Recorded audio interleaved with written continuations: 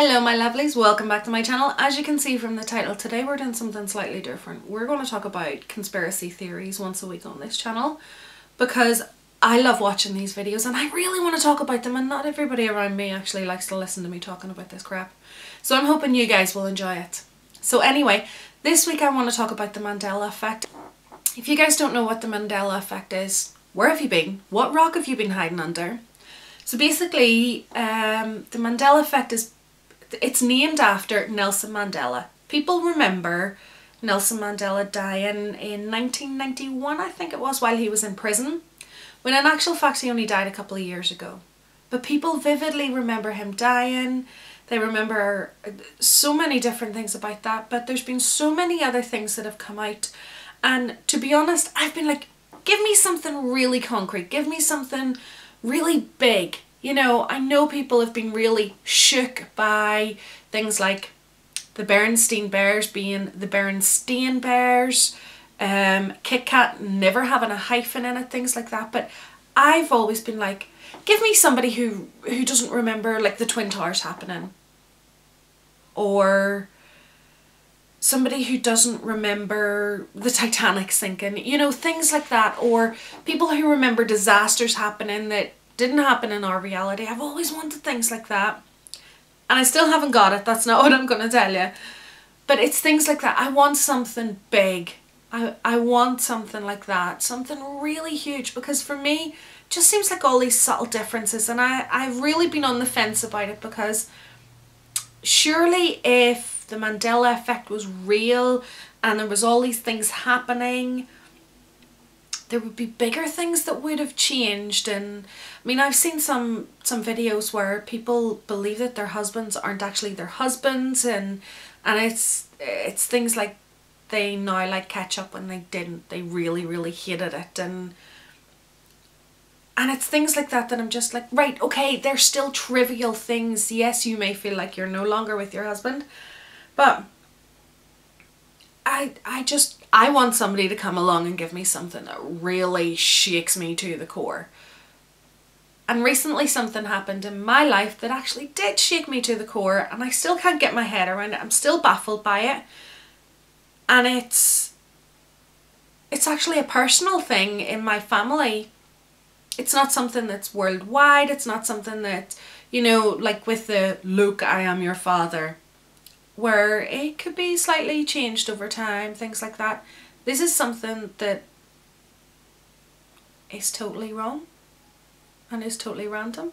So anyway, my grandmother, my father's mum, she's no longer with us. She's been passed away for 13 years now.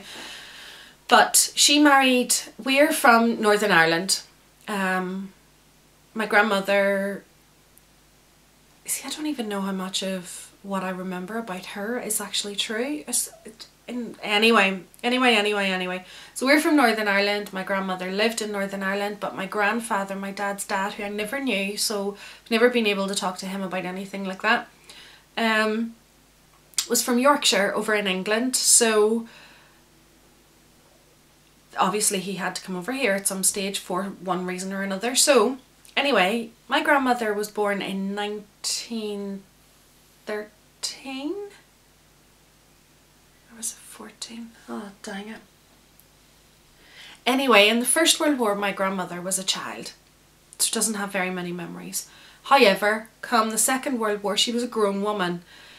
My grandfather was 19 when they met. She was 32, so there was quite a big gap between them. I remember asking her how they met. I remember sitting in her living room. She always sat in the same chair. She always sat the same way.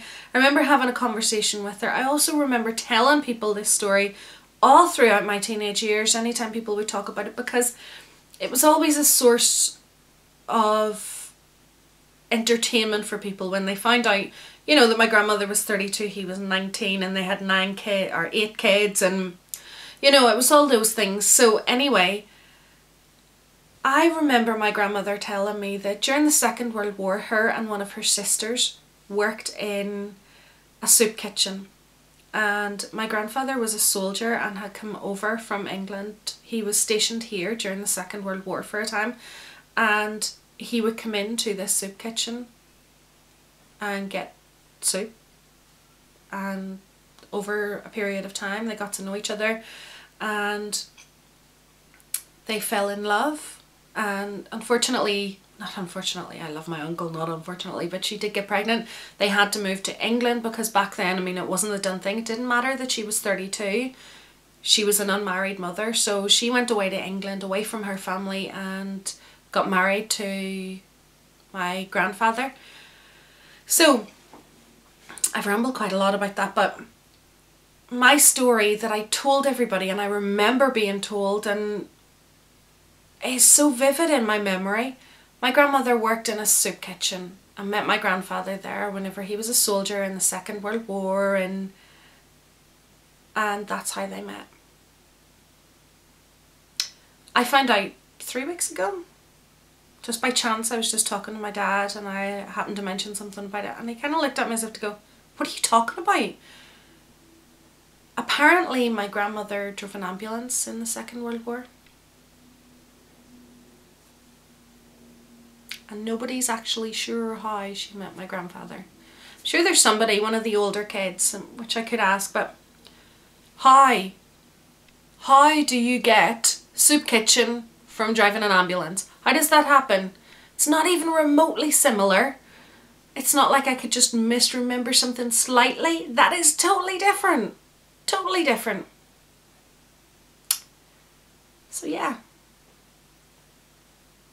And none of my friends remember me talking about this. I'm going to keep asking because there's bound to be some people that remember.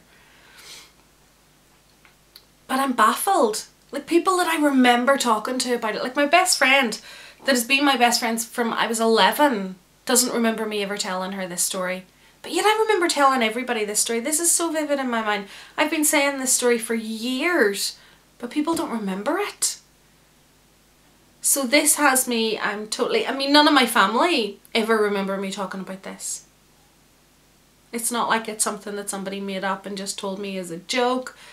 Nobody remembers me talking about this, and I keep asking people, do you remember me telling you about how my granny and granda met? Nobody has a clue.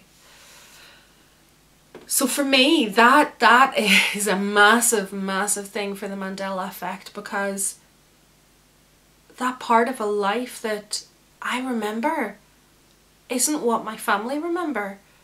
So am I from the alternate reality? Are they from the alternate reality? You know, what is even going on?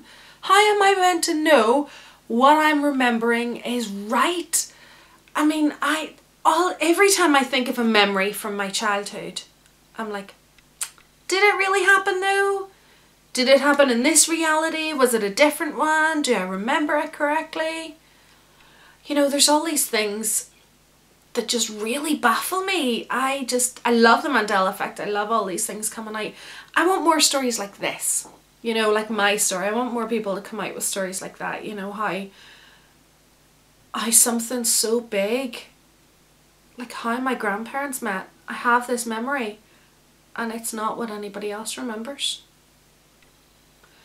Anyway guys, thank you so much for listening to me ramble. That is the first ever conspiracy theories episode on my channel. Let me know in the comment section below what you guys think. Have you had anything like this happen to you? And what do you think of the Mandela Effect?